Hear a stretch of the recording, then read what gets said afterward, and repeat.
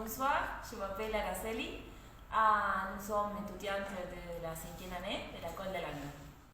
Salut, je suis Mathias et on va parler de l'histoire de croissant. Et moi, je m'appelle Sébastien et on va ajouter la relation avec la gastronomie argentine. Salut, je m'appelle Ona. Moi, je suis Julian. Bonsoir, je m'appelle Vicky. Et moi, je m'appelle Malvina.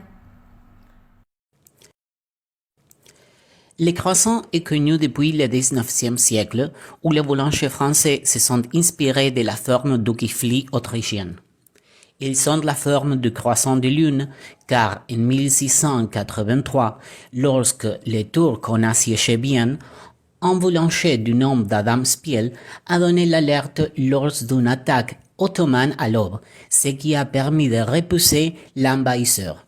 Ainsi, pour célébrer les contre-attaques autrichiennes, tous les boulangers ont confectionné un pain à la forme du symbole ottoman appelé Onchen. Pour comprendre ce qu'est un croissant, il faudra remonter à l'histoire même du nom de ce type de boulangerie, la viennoiserie.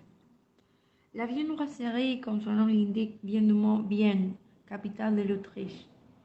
Une légende raconte qu'à partir de 1770, l'incorporation du kipfel viendrait de Marie-Antoinette d'Autriche.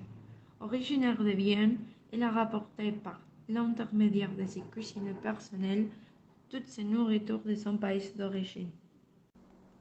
Selon l'une des histoires de l'origine de ce type de pain, vers le XIXe siècle, un chef boulanger autrichien, connu sous le nom d'Auguste Zang, avec d'autres boulangers viennois, a ouvert une boulangerie à Paris, où ils ont d'abord préparé du pain fermenté, seulement avec de la levure.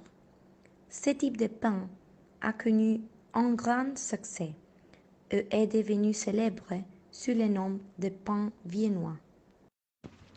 Ce type de fermentation ajouté par les boulangers français à la pâte feuilletée a donné la catégorie et le classement de ce pain comme viennoiserie.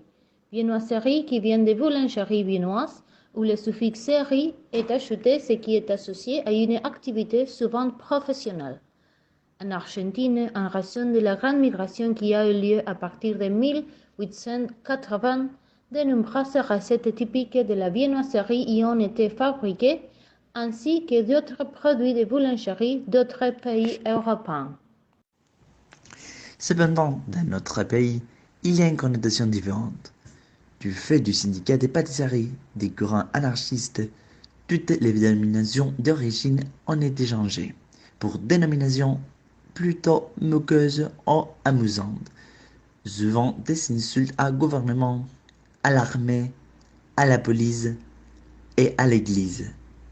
Alors tout ce type de production a commencé à s'appeler facturation, valorisant ainsi le travail des boulangers dans leur fabrication.